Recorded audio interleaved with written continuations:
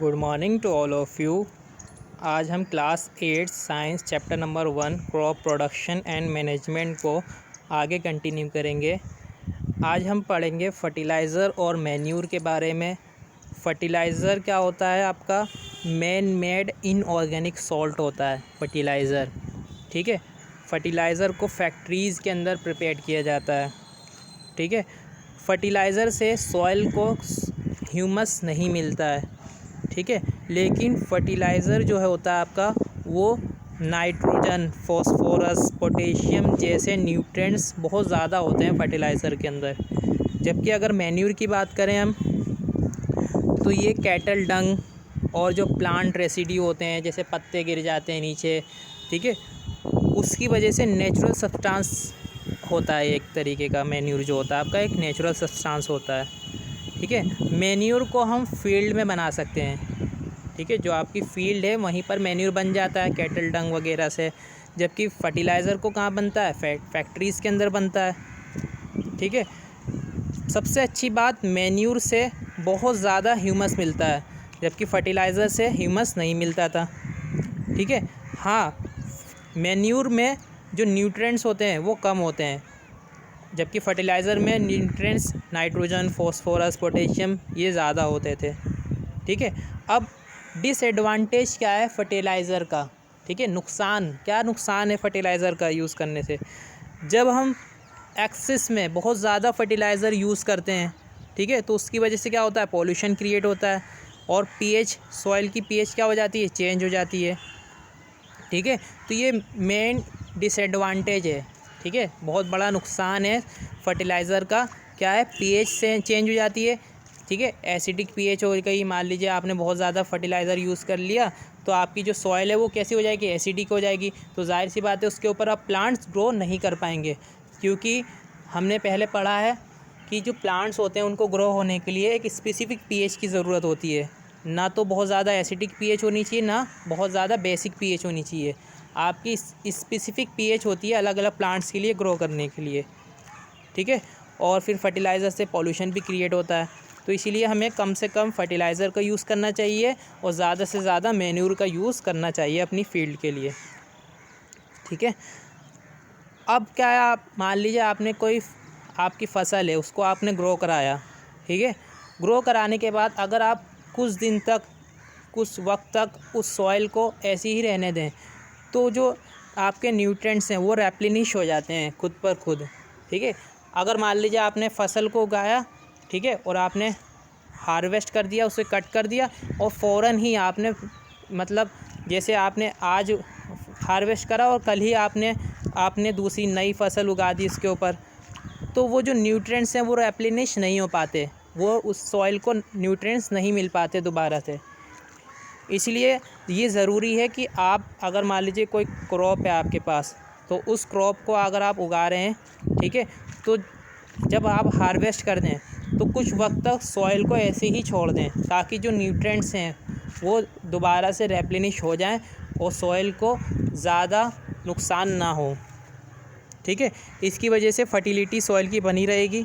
ठीक है, एक प्रोसेस और होता है क्रॉप रोटेशन। क्रॉप रोटेशन में क्या होता है? जैसे मान लीजिए आपने इस बार एक आपकी फील्ड है, उस पर आपने राइस की क्रॉप को करा, उसके बाद आप क्या करेंगे? वीट क्रॉप कर देंगे, तो राइस, वीट। ठीक है, तो इसको हम कहते हैं क्रॉप रोटेशन। तो अलग अलग क्रॉप रोटेशन कराने से क्या होता है? जो न्यूट्रिएंट्स हैं, क्योंकि जाहिर सी बात है जो न्यूट्रिएंट्स राइस को चाहिए वो न्यूट्रिएंट्स वीट को नहीं चाहिए, और जो वीट को न्यूट्रिएंट्स चाहिए वो राइस को न्यूट्रिएंट्स नहीं चाहिए।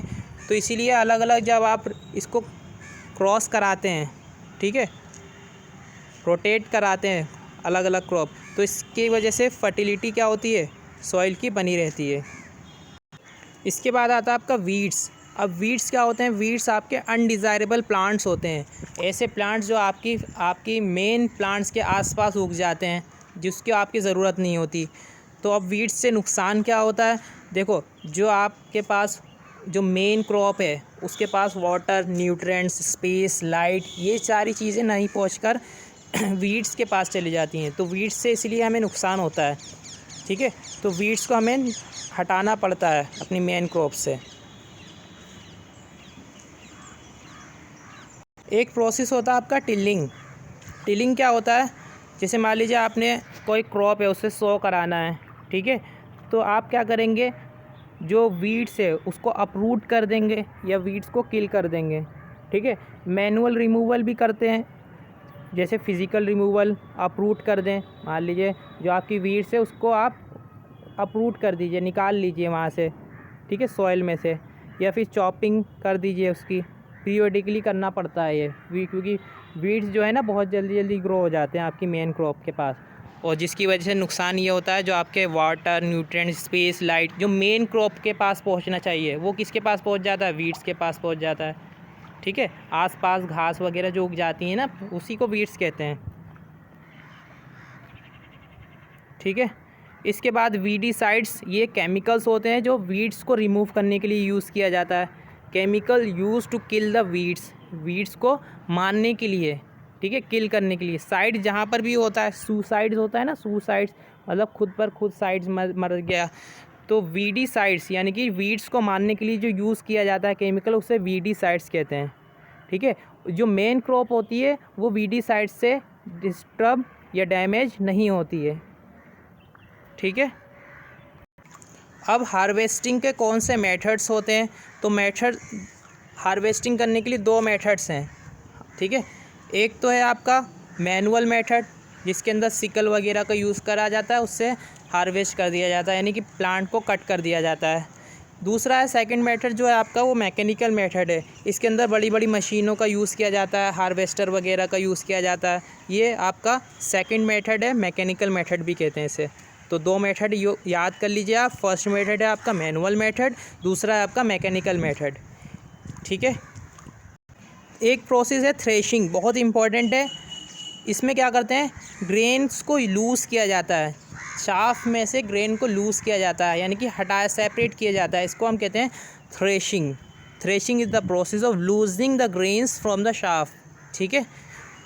अब ये मैनुअली भी किया जाता है, ठीक है, लेकिन आजकल इसको मशीन का यूज़ किया जाता है इसके अंदर। फिर लास्ट मेथड है आपका विनोइंग। विनोइंग से पता चल रहा है कि इसके अंदर विंड का यूज़ किया जाता है। विंड मतलब हवा का यूज़ किया जाता है। इसमें क्या करते हैं हम, सेपरेट करते हैं ग्रेन्स को सीड से, ठीक है। ग्रेन सीड जो होते हैं आपके, उसको सेपरेट किससे किया जाता है, चाफ से बिल्कुल सेपरेट किया जाता है, विंड के थ्रू, हवा के थ्रू।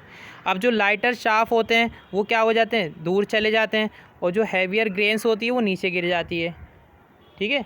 तो ये एक प्रोसेस होता है विनोइंग, जिसके अंदर ग्रेन सीड्स को चाफ से सेपरेट किया जाता है। Got it, thank you so much.